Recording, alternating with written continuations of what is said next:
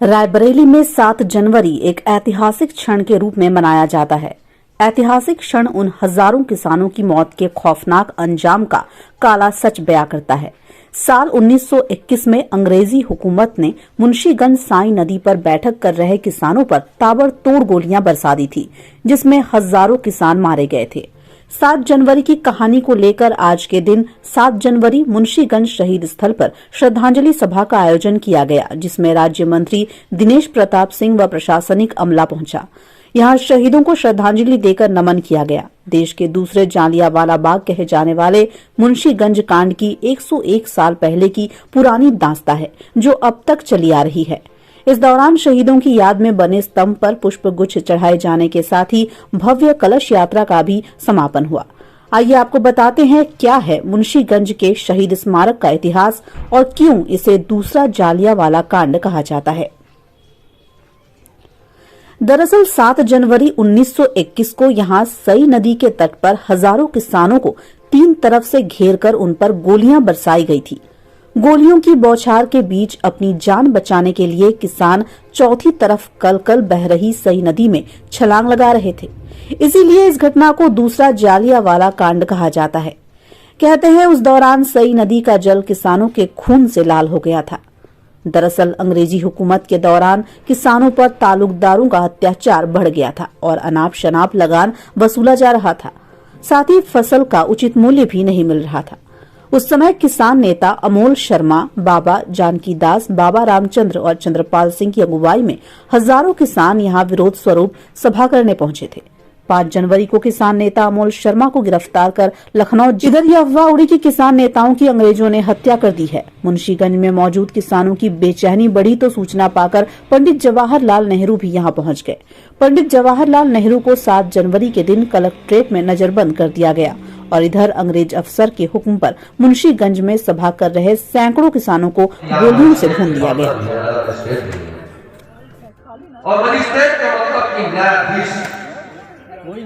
और न्यायाधीश के पद पर कहा जाता है कि न्यायालय अपने बंद होते हुए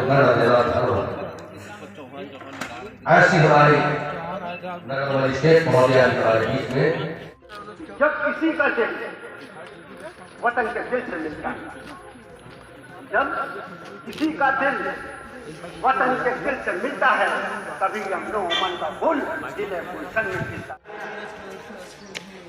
जिंदाबाद जिंदाबाद जिंदाबाद मदारी काशी को लाल सलाम, उधर काशी को लाल सलाम, लाल सलाम। सरकारें आती रहीं और जाती रहीं, लेकिन किसानों की समस्याएं जैसी की तैसी बनी रहीं। आज़ादी के बाद भी और आज़ादी के पहले भी हमारे साथ किसानों के हक के लिए हरदम खड़े रहने वाले और उनकी लड़ाई लड़ने वाले मौजूद हैं। विजय विद्रोही जी, हम उनसे जानेंगे और समझे कि आखिर 7 जनवरी ये 1921 की जो कहानी है, क्या है उस कहानी का पूरा सार। जो हालत आज आप किसानों की देख रहे हैं, यही कमोवेश हालत 1921 में, 1918 में, 17 में, 20 में भी थी। और इसके खिलाफ बहुत बड़े पैमाने पर खासतौर से यावत में एक किसान विद्रोह और उस किसान विद्रोह की एक परिणति मुंशीगंज में भी देखने को मिली, जब 7 जनवरी को हजारों किसान अपने प्यारे नेताओं की रिहाई के सवाल को लेकर के यहाँ पर इकट्ठा हुए और वो शहर के अंदर जाना चाहते थे। ब्रिटिश एम्पायर का जो पूरा उस समय दमन और उत्पीड़न का दौर चल रहा था और एक खबर थी कि उनके नेताओं को पकड़ करके उनको फांसी लगा दी गई। इसके खिलाफ वो लोग इकट्ठा हुए और वो शहर के अंदर जाना चाहते थे।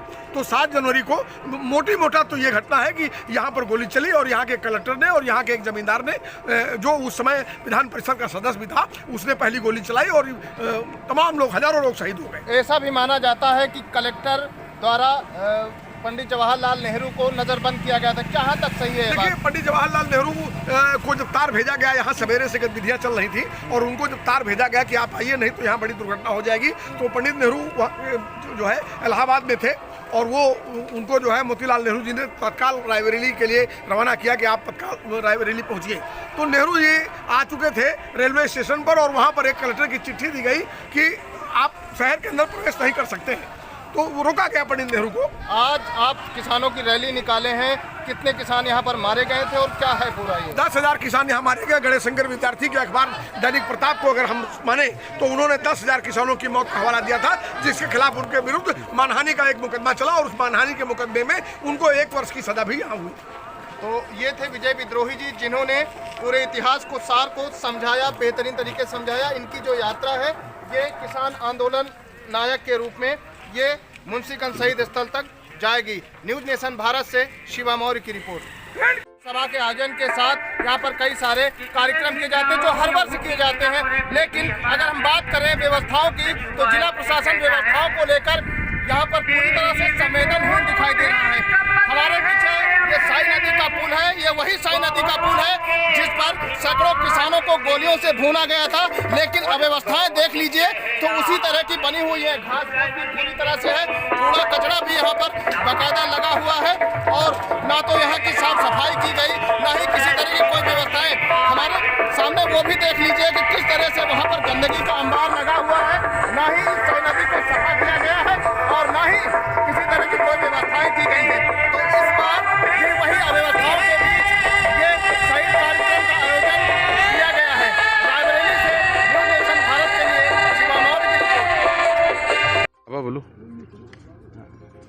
सर, आज यहाँ जो है 7 जनवरी 1921 को गोली कांड हुआ था, आज उसकी क्या संदेश? आज ही के दिन हमारे रायबरेली के लोगों ने एक विशाल किसान आंदोलन के माध्यम से पूरे रायबरेली वासियों के किसानों की लड़ाई लड़ने का काम किया था। रायबरेली वासियों के लिए आज शौर्य का दिन है कि अंग्रेजों की चूल्हे हिला देने वाला किसान आंदोलन जो रायबरेली में हुआ था, जिसको लोग दूसरे जलियांवाला बाग के नाम से जानते हैं, हम लोगों को गर्व है कि हमारे किसानों ने इस स्तर का संघर्ष किया और हम लोगों को प्रेरणा देता है उनका संघर्ष हमेशा कि हम लोग जनहित में किस तरह का संघर्ष हमको करना चाहिए, कर सकते हैं। मैं अपने उन ज्ञात अज्ञात शहीदों के चरणों में श्रद्धा सुमन अर्पित करता हूं। आज के तारीख में उनके प्रति कृतज्ञता ज्ञापित करता हूं।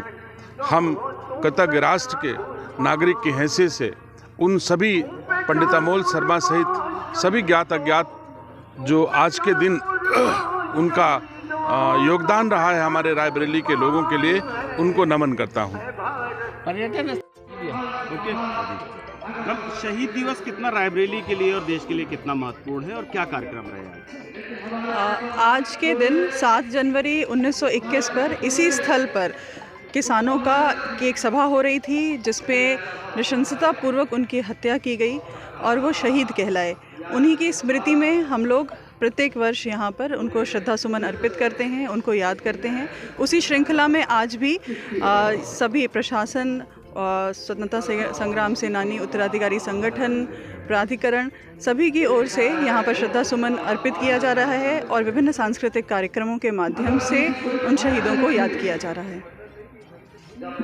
रायबरेली में कड़ाके की सर्दी पड़ रही है और इस कड़ाके की सर्दी में आज 7 जनवरी है और इस 7 जनवरी को लेकर मुंशीगंज शहीद स्थल पर श्रद्धांजलि सभा का आयोजन किया गया है। इस श्रद्धांजलि सभा की जो कहानी है, ये कहानी साल 1921 की है, जो 7 जनवरी की है। इस 7 जनवरी को यहाँ पर सैकड़ों किसानों को गोलियों से अंग्रेजी हुकूमत ने भून दिया था। उसके कुछ चंद लम्हे भी यहाँ पर मौजूद हैं।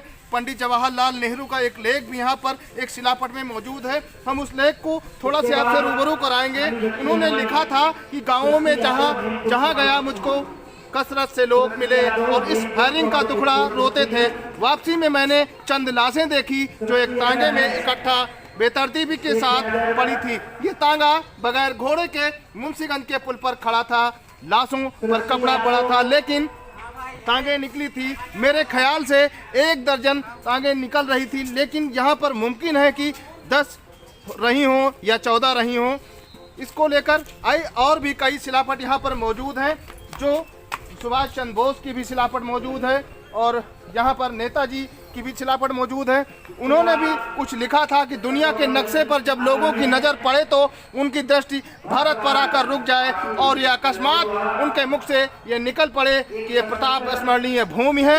यहाँ के शहीदों ने इसे अपने खून से सींचा है। चंद्रशेखर आज़ाद की ये लाइनें हैं। इन लाइनों को लेकर आज जो यहाँ पर कार्यक्रम का आयोजन किया गया है। इस कार्यक्रम के आयोजन में यहाँ भारत सरकार के मोदी जी द्वारा यहाँ पर कई सारी योजनाएं भी दी गई हैं, जिसको लेकर यहाँ पर हर साल कुछ ना कुछ कार्यक्रम जिला प्रशासन द्वारा किया जाता है।